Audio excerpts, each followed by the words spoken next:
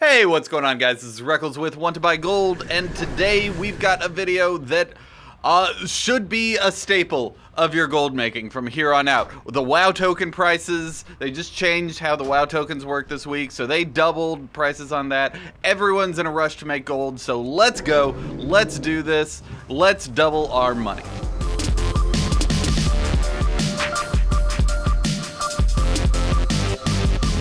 Alright, so Legion's been out for a while, and prices on all the crafted stuff, profits are getting smaller and smaller for crafted gear. But that's a good thing for us, because that means we can finally start doing the Legion Shuffle. It hasn't really been the best course of action if you have raw materials. So, what's this guide in a nutshell? The 5-second version.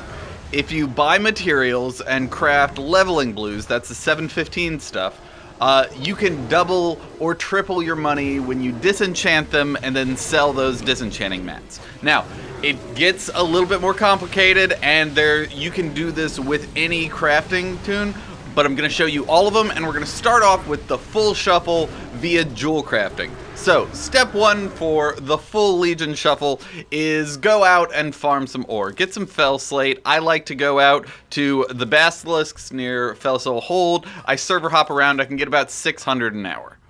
Normally, if you just sell this ore on the auction house, Felslate's worth about 30,000 gold right now. But we're going to step two.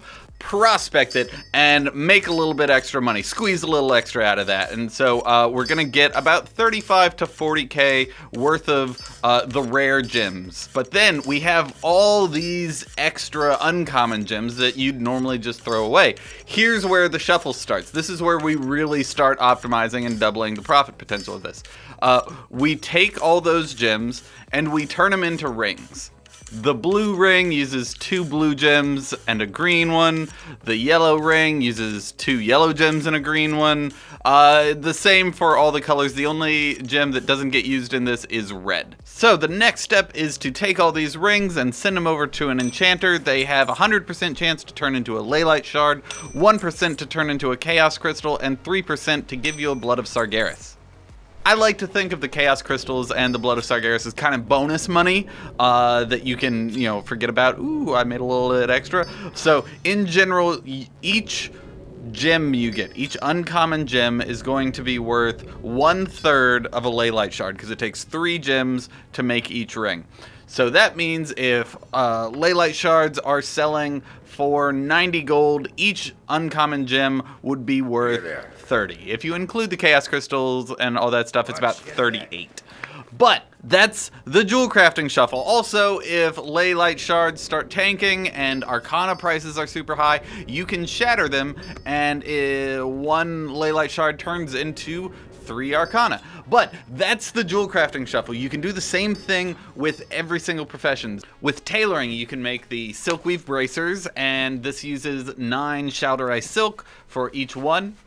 So in that instance, each silk is worth 1/9 of a Leylite shard. The most you should pay, if the shards are selling for 90 gold, the most you should pay for silk is 10 gold, and you'll make profit at anything less than that.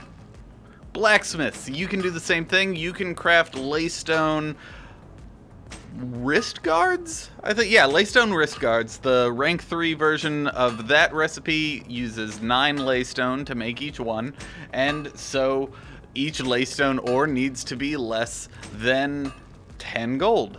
Now, leatherworkers, you guys can do the same thing. You can make warhide bindings, so it takes 9 leather for the rank 3 profession, so each one can be should be worth less than 10 gold. But that's it. The way to maximize your profit here is to make sure you know your enchanting materials market. So if Arcana is selling more, do the Leylite shatter and sell the Arcana. Other than that, get cheap materials. You can farm up your own materials. That's the cheapest way, but it also takes a lot of time.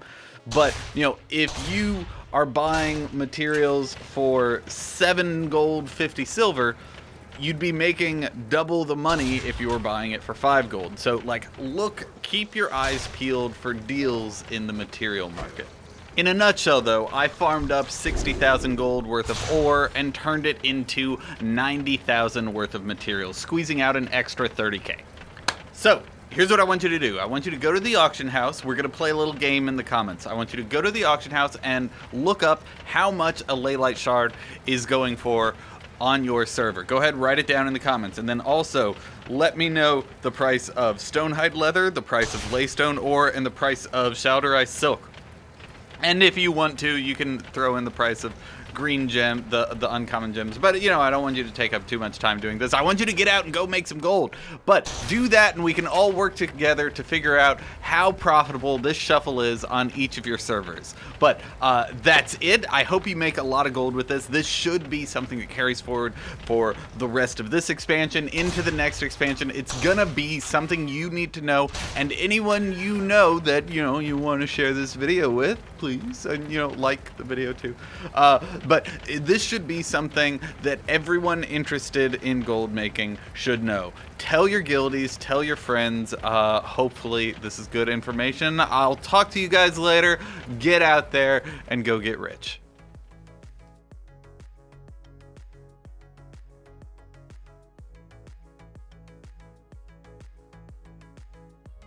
No pun this week, just a frequently asked question. If you obliterate this, you get about 50 gold worth of obliterum ash, whereas the Leylite shards are worth 90 gold. So yes, it's better than obliterum.